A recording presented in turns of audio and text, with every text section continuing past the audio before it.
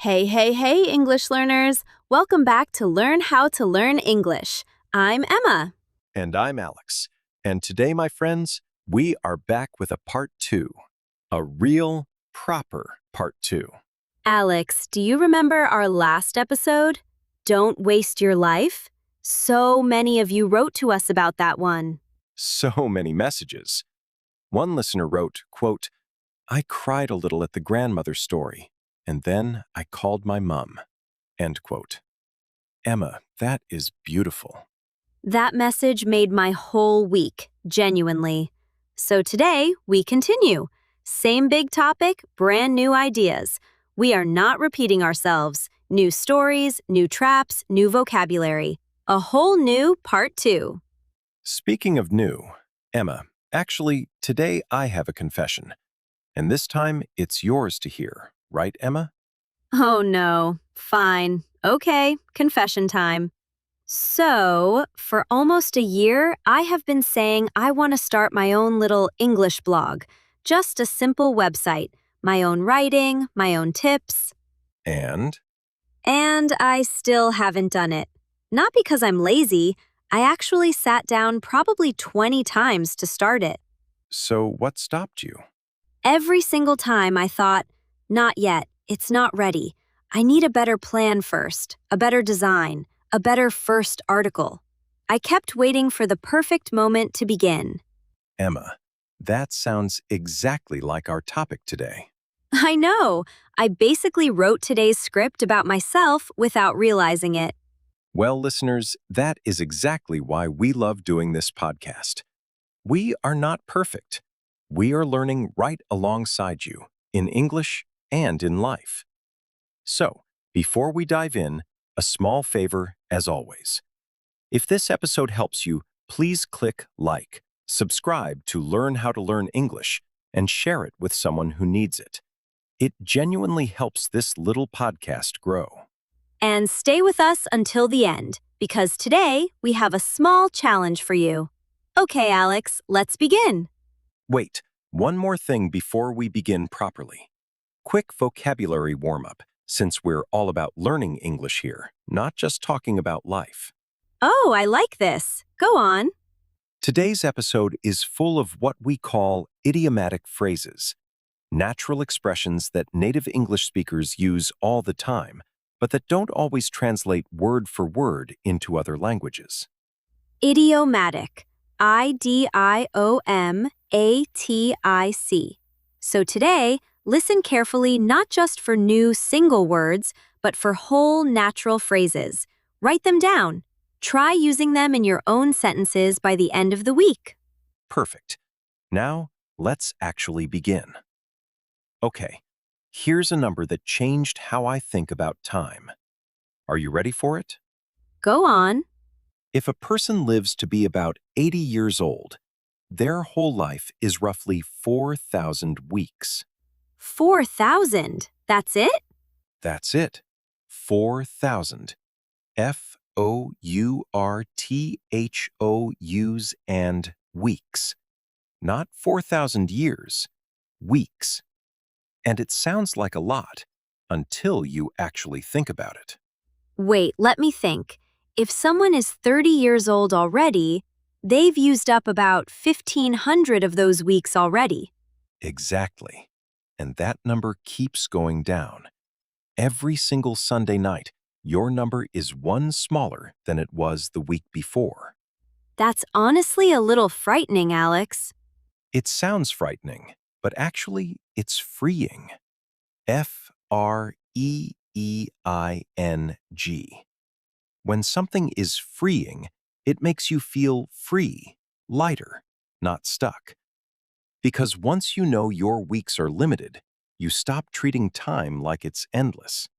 Right, because when we think we have unlimited time, we get careless with it. We waste a Tuesday evening thinking, there will be another one. And there usually is another Tuesday evening, but there won't always be. So the question isn't, how do I get more weeks? Nobody can do that. The real question is, what am I doing with the weeks I actually have? And that question, my friends, is exactly what we're exploring today. Not 6 ways this time, we're doing something a little different.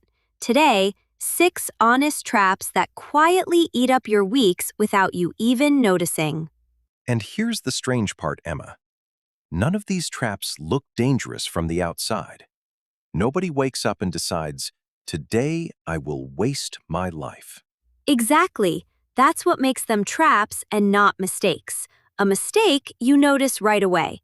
A trap you fall into slowly, week after week, without even realizing you're inside it. So today isn't about guilt, it's about awareness. Once you can actually name a trap, once you can say, oh, that's autopilot, or oh, that's overthinking, you already have some power over it. Naming it is the first step to changing it. Say that with us, listeners. Naming it is the first step to changing it. Keep that phrase close today because you'll hear it apply again and again. Trap number 1, waiting for the perfect moment. Alex, this is literally my blog story. It is perfectionism. Perfectionism is when you believe something must be flawless before it counts. Flawless means completely without mistakes. So people wait. They wait for the perfect plan, the perfect body, the perfect income, the perfect confidence before they let themselves begin anything. But here's the truth. The perfect moment is a myth. Myth, M-Y-T-H, a story that isn't actually true, even though many people believe it. There is no perfect moment sitting somewhere in the future waiting for you. Here's a phrase worth remembering. Done is better than perfect. Say that with us. Done is better than perfect. A messy first attempt that actually exists beats a perfect plan that only exists in your head. So this week, whatever you've been polishing in your head forever, just publish the rough version. Send the message, book the class, post the video, even if your English isn't perfect yet. And here's something I learned only after finally starting. Nobody else is judging my first draft nearly as harshly as I was judging it in my own head. Nobody. That's so true. We imagine this huge audience watching closely, ready to criticize every small mistake. But mostly, people are busy with their own lives. They're kind. They're forgiving. It's usually only us who are being harsh. And even if someone does criticize it, that's actually useful. Feedback, even the uncomfortable kind, only exists once something is real. You cannot improve a plan that only lives inside your head. Trap 1. Stop waiting for perfect. Start with rough and real. Trap number 2. Living on autopilot. Autopilot. A-U-T-O-P-I-L-O-T. On an airplane, autopilot means the plane flies itself without the pilot actively controlling it. In life, autopilot means you go through your day without really thinking. Wake up, phone, scroll, work, phone, dinner, phone, sleep. Repeat. Be honest, listeners. How many of you picked up your phone this morning before your feet even touched the floor? No judgment. I do it too sometimes. The tricky thing about autopilot is that it doesn't feel bad in the moment. Scrolling feels easy, comfortable. But an hour disappears and you can't even remember what you watched. It's like driving somewhere familiar, and suddenly you arrive and you don't remember the actual drive. Your body did it, but your mind was somewhere else completely. The opposite of autopilot is being present. Present. P-R-E-S-E-N-T.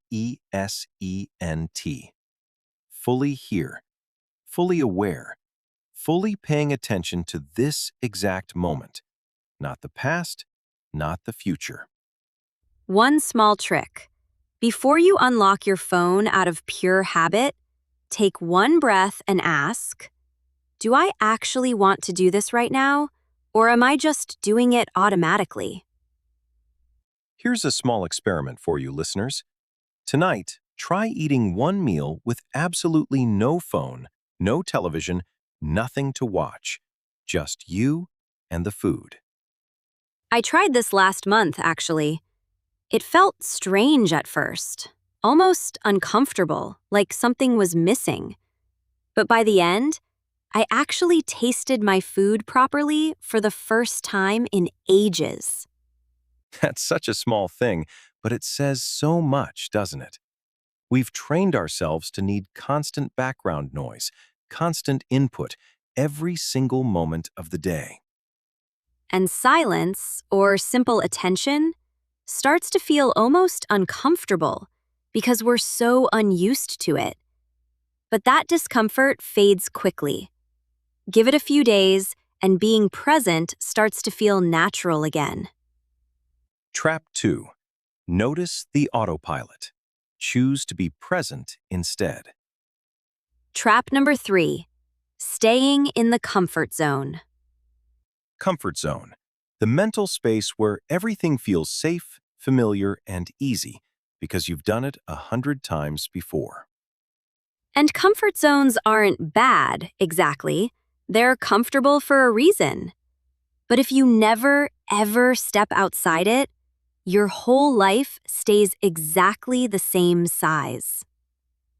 When I first thought about starting this podcast, I was terrified. My English wasn't perfect. My recording setup was one cheap microphone.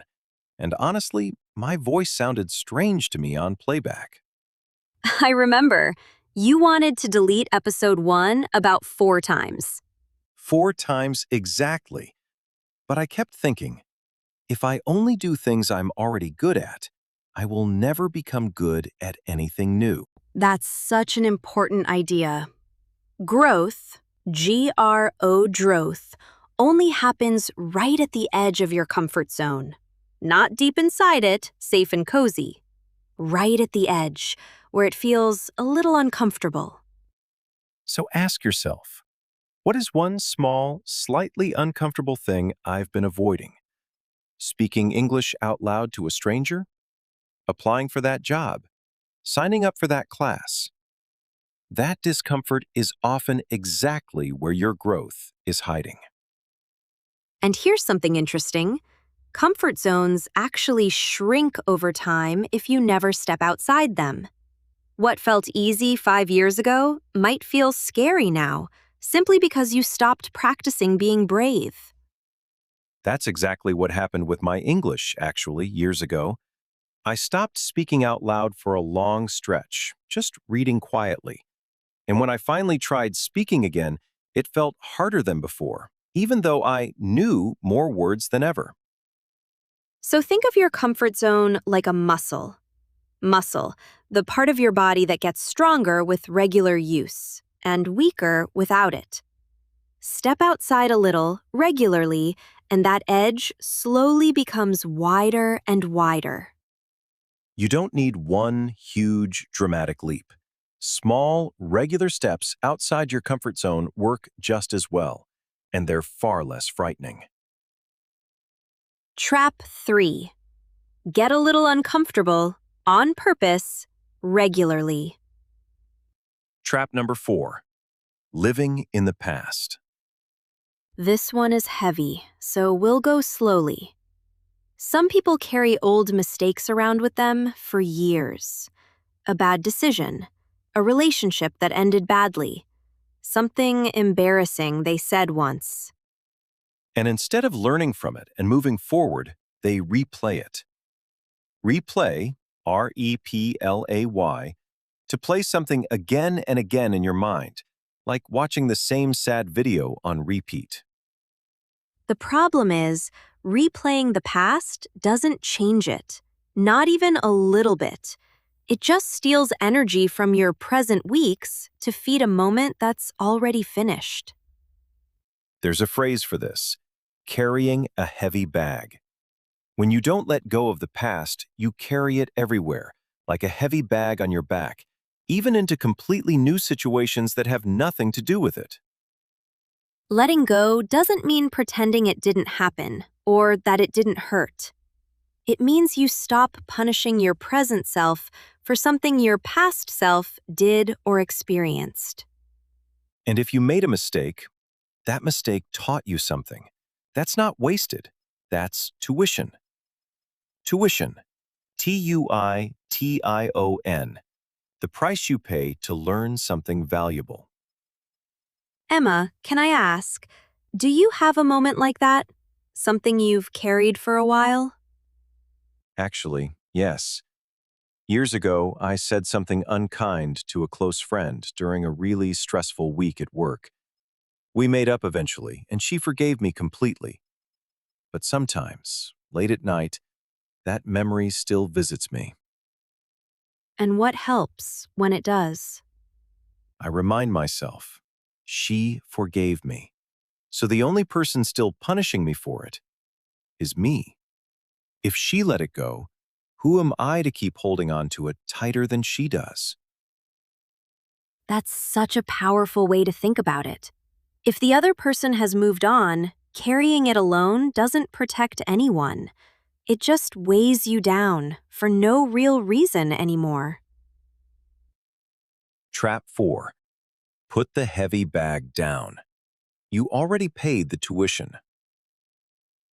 Trap number 5. Overthinking every decision. Overthinking. Thinking about something far too much, going around and around the same thought without ever actually deciding. Should I message them first? Should I take this job or that job? Should I say this sentence in English or is it wrong? Round and round and round. There's actually a name for this: analysis paralysis. Analysis means careful thinking. Paralysis, P-A-R-A-L-Y-S-I-S, means you literally cannot move. So analysis paralysis means you think so carefully and so long that you become completely stuck and never act at all. For English learners, this shows up constantly. People think, I'll speak once my grammar is perfect. But that day never arrives because you only fix grammar mistakes by actually speaking and making them. A helpful little rule. For small decisions, give yourself 60 seconds. What restaurant, what to wear, which sentence to say. Decide fast and move on. Save your deep thinking for the truly big decisions. And here's the honest truth about most decisions. Most of them are actually reversible. Reversible. Reversible. Able to be undone or changed later if it doesn't work out. Right. It's not a life sentence. If you take the job and truly hate it, you can look for another one. If you message someone and it feels awkward, life goes on. Very few decisions are actually permanent and impossible to fix. So when overthinking creeps in, ask yourself, is this decision truly permanent? If not, give yourself permission to decide, act, and adjust later if needed. That's so much lighter than endless circling. Trap 5. Stop circling the decision. Land the plane. And trap number 6, chasing the wrong finish line. This one is sneaky. Some people spend their whole lives chasing money, status, or other people's approval, thinking, once I get that, I'll finally feel like I've made it. Status. S-T-A-T-U-S. Your position or reputation compared to other people. Approval. When someone shows they like or accept what you did. And there's nothing wrong with wanting a good job, or nice things, or people to be proud of you. That's completely normal and healthy. But the danger is when that becomes the entire finish line. Because once you get the promotion or the new car or the compliment, the good feeling lasts a few days, and then you're already chasing the next one. There's actually a name for that pattern, the hedonic treadmill. You keep walking and walking and walking, but you never actually arrive anywhere new. Hedonic, Hedonic, related to pleasure and enjoyment. So instead, ask a different question. Not what will impress people, but what actually feels meaningful to me, even if nobody ever finds out about it. I actually know someone who reached what most people would call made it. Big house, impressive title, beautiful car. And privately, he told me he felt more empty than ever once the excitement of getting it wore off. That doesn't mean success is bad, or that we shouldn't want nice things. It just means those things alone were never designed to fill that particular emptiness. Meaningful things tend to be quieter than impressive things. Teaching someone patiently, being fully present with your family for one evening, finishing something difficult simply because you promised yourself you would. None of those get you applause on social media. But years later, those are usually the moments people actually remember and treasure the most. Trap 6. Chase meaning, not applause. The applause fades. Meaning stays. Okay, deep breath, everyone. 6 honest traps. Now, 3 small, doable things you can actually do this week. First, pick one imperfect thing and start it today. Not next Monday, today. The blog post, the phone call, the application. Rough and real, remember? Second, protect 1 hour of real presence every day. No phone, no autopilot.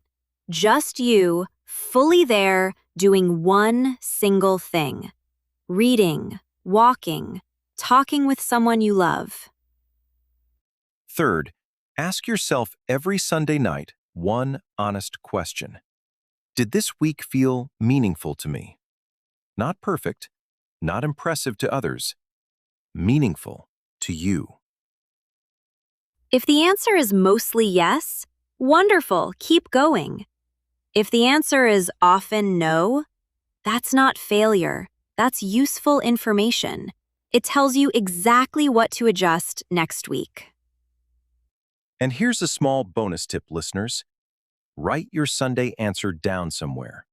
A notebook, your phone, anywhere. One line is enough.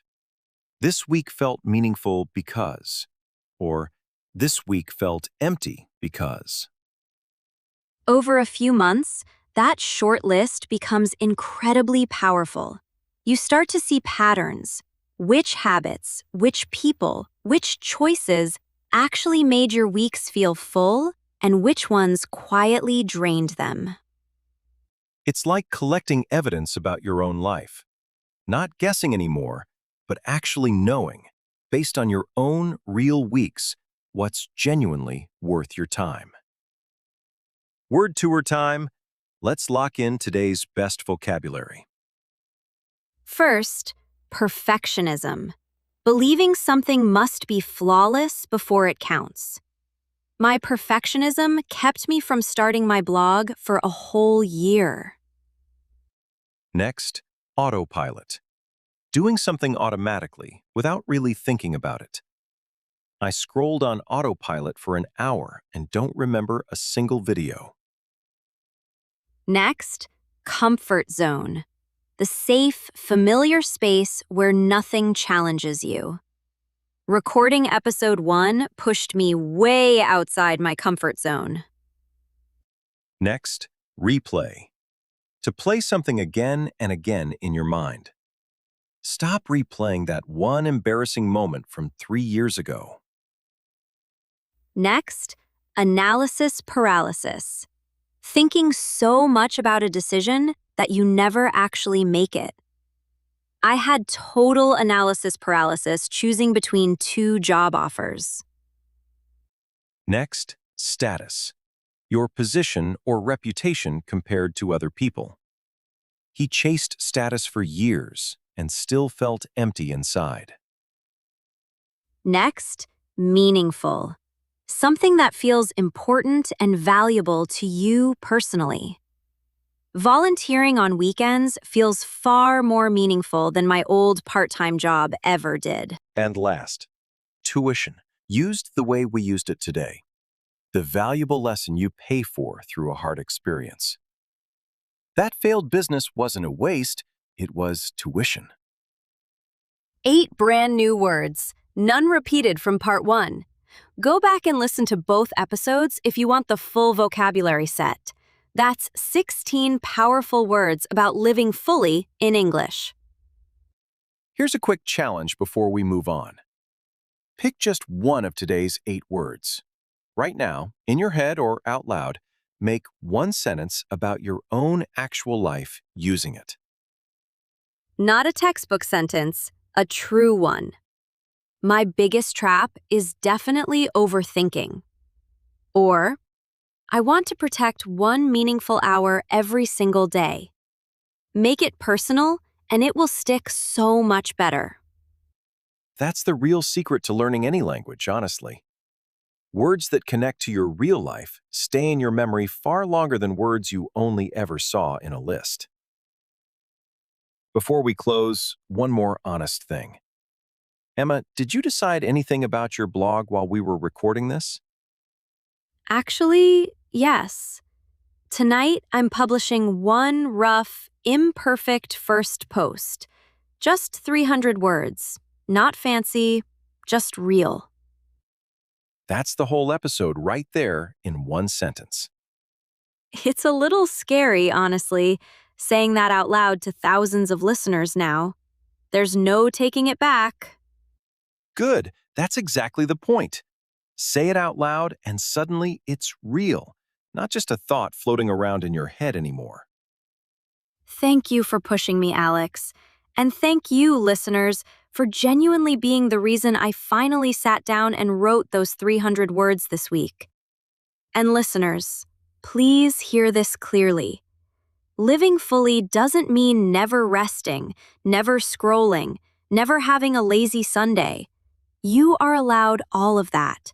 This isn't about pressure. It's about awareness. Noticing when a habit is quietly running your life instead of you running it. 4,000 weeks sounds small when you say it out loud, but it's actually enormous if you spend it awake, on purpose, in your own hands instead of on autopilot. You showed up today. You listened in English. You're already spending this week differently than you would have otherwise. That already counts. That already matters. Quick wrap-up. 6 traps. Waiting for the perfect moment, living on autopilot, staying too comfortable, living in the past, overthinking every decision, and chasing the wrong finish line. Our community question today, of these 6 traps, which one is your biggest one? Tell us in the comments, in English. Just one honest sentence. And if you're brave enough, tell us the one rough, imperfect thing you're going to start today, like Emma did. We'll be reading. Today's vocabulary once more. Perfectionism, autopilot, comfort zone, replay, analysis paralysis, status, meaningful, tuition. Use them today in a real sentence out loud. If this episode gave you something today, please click like, subscribe to learn how to learn English, and share it with one person who's still waiting for the perfect moment. You didn't waste these minutes. You spent them building something, your English and your life, one honest week at a time. This was Learn How to Learn English Part 2 with Alex And Emma. Until next time, pick the rough, real thing over the perfect plan. Bye, everyone. Bye-bye. Take care of yourselves. See you in the next episode.